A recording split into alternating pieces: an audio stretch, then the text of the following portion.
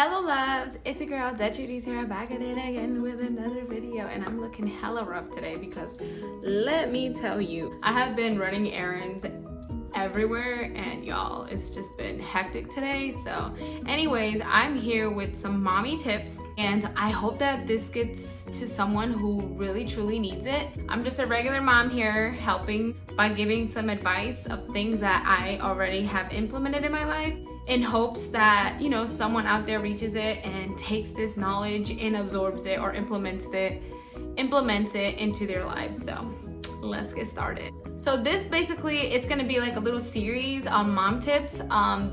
This one today is gonna be based off of saving food, saving on groceries. We all know how much everything has been costing. All the prices have went up. We have no control over it and it just sucks. So I'm here to just give you guys advice of what I do in order to save on food. Now, I live in a home that consists of 5 people, including myself.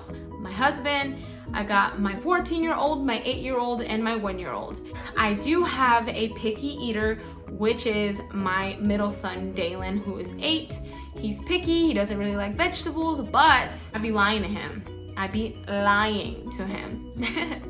He eats vegetables for sure, he just doesn't know it. The boys, oh my goodness, especially my husband, they eat a lot. Okay, so tip number 1 is weekly planning, meal planning for the entire week. I do have a planner, and at the bottom of my planner, I create a little like dinner thing. Obviously the boys, well, I have them in a summer program and my husband goes to work, so I don't really have to worry about breakfast unless it's for me and the baby. But I do plan for the whole week when it comes to dinner. I do it for the entire month because once I'm doing it for that 1 week, I go ahead and plan for the entire month. You guys, this saves me a lot of time when I have to create my grocery list and go grocery shopping. I don't buy anything extra. It's just something that I'm very harsh about with my family. I know, like, I have a lot of friends that tell me, oh, we're all gonna die anyways. Yeah, but like, I kind of want my family to live a little longer and not have to like get any diseases that come off of these kind of foods. That's just a strong opinion of mine. I'm not saying that you need to do this. This is just some tips. But definitely tip number 1, make your weekly meal plans. This is not meal prepping. We're not just making an ass load of rice with chicken. No, this is like, my family is the type of family that they like to try new things. And I love to try new things too. It avoids us from eating out because I love my Asian food, and the boys love their Italian food. So I find ways to kind of implement that. Meal planning weekly and monthly for me is a must. Tip number 2, I do not shop at Target and I do not shop at Whole Foods. I do not shop in these expensive ass places. I definitely go to Lidl and I go to Aldi. I rarely go to Aldi, but I have been there, and some of the stuff that they have there is very affordable and good. I also go to fresh local markets for my peace of mind. I know it's local and I know it's fresh and it's going in my body, and I love my body and I care about it so much. So for all my vegetables and all of my fruits that I get every week, I go to the flea market in the mornings. I swear to you, they're just so fresh, so much juicier, and they're so much cheaper too. Like, I don't know if you guys ever went to the flea market. If I were you, I would definitely jump on that bandwagon because I kid you not, their produce is amazing. You'll have Hispanics selling all these like fruits and all these vegetables. You guys, best product right there. I kid you not, and it's so much cheaper. So tip number 3 is something that I have to give my husband a shout out for, because I kid you not, the way that he reorganized my fridge, nothing goes to waste. So I usually have all the condiments on the door and all the produce and the fruits like at the bottom bins, those bins that pull out of the fridge. All the fridges are built the same way, unless you have a weird fridge that I have no knowledge about.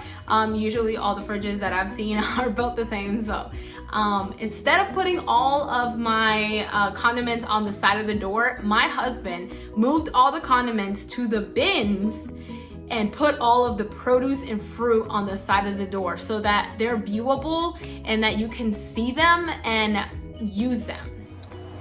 So this is kind of what it looks like. I have like my vegetables there. All the condiments are like right there, and I don't really use that much condiments, and I did put some at the bottom. I have to do groceries soon, and I do have some right there. But I do have my grapes because I washed them. It's not completely organized, but you get what I'm saying. I'm pretty sure that you guys can make that look 3 times better, but you know what I'm saying. At least you know what I mean. So tip number 4, moms, anytime you guys have leftovers, I use them for side dishes the next day. So one thing that I really do sometimes have leftovers for is when I make an ass amount of rice. And so I usually use the rice after to make like fried rice, and bam, you have another dinner. So I never let anything go to waste.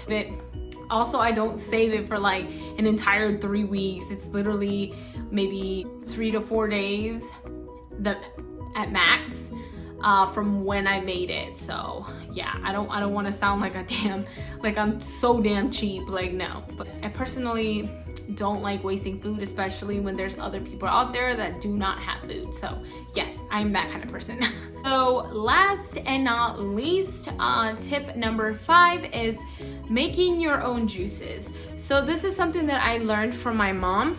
I'm a huge tea drinker, and so I always make mis aguas. If you guys don't know what aguas are, they are like jugo de Jamaica. I don't know how to explain it in English, but we make our own lemonade here. It's kind of like the old school way. If you guys like use those pre-made like juices, I control how much sugar I put in there, and the sugar that I use is the monk fruit, which is 0 calories, or I use agave. And I don't want to sound like a control freak, but if I have an ass amount of like snacks and stuff in my house, they'd be gone in like 24 hours. So I make my own juice. I make jugo de sandía, jugo de melón, jugo de Jamaica, limonada. I make jugo de pepino, which is something me and Grayson drink, which is my 1-year-old. My husband will drink anything. Like if he sees it there, he'll grab it, he'll drink it. His favorite one that I make is jugo de maranguaya. I forgot the name of it, but that's his favorite because he likes the bitterness of it.